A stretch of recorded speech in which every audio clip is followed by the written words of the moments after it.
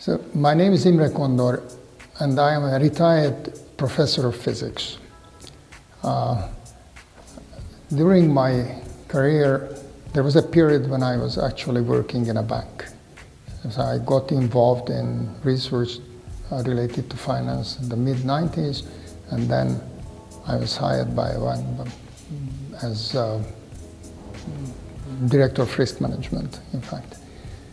And later I returned to academia, and now I am still involved in research, but retired from teaching. And my main focus in research is on asset management, asset allocation, portfolio optimization, and in a more general context of optimization under different constraints, which is also having an overlap with machine learning and these type of things. Certainly do not think that we have found the magic key to all these problems of the world, but I am convinced that a very wide multidisciplinary collaboration is an absolute need if we wish to tackle the problems created by the systemic risks, not only in finance, but in the environment, in international security or whatever. These different disciplines represent very different cultures. So the way you ask the questions, the way you approach your research subjects are so different in the social sciences, but not only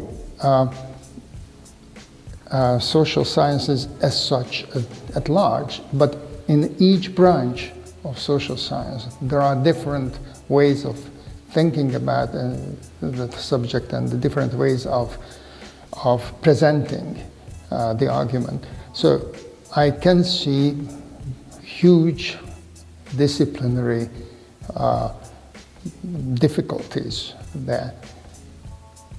On the other hand, I am absolutely convinced that such a dialogue is very much needed. In fact, it's impossible to approach these problems without multidisciplinary collaboration. There are a large number of extremely serious issues piling up, and of course an omniscient and very benevolent dictator could guide humanity along, but in the past this never happened. So knowing everything is impossible, and I have never seen a benevolent dictator. So that we may face some real trouble. It is impossible to avoid crisis.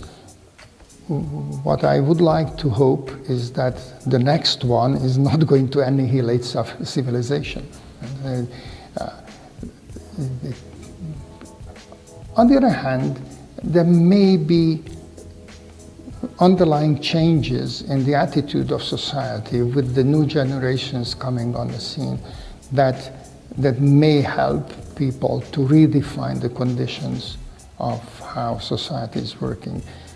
In the 60s, it seemed, for example, that people would not be able to get rid of nicotinism. And today, it seems on the decline. So there may be attitudes that change in the energy consumption, in the consciousness of the environmental degradation. So the new generations may display different patterns of behavior, and that may help. In fact, people in Sweden or in the Nordic countries in general seem to be much better adapted to the challenges of the modern era.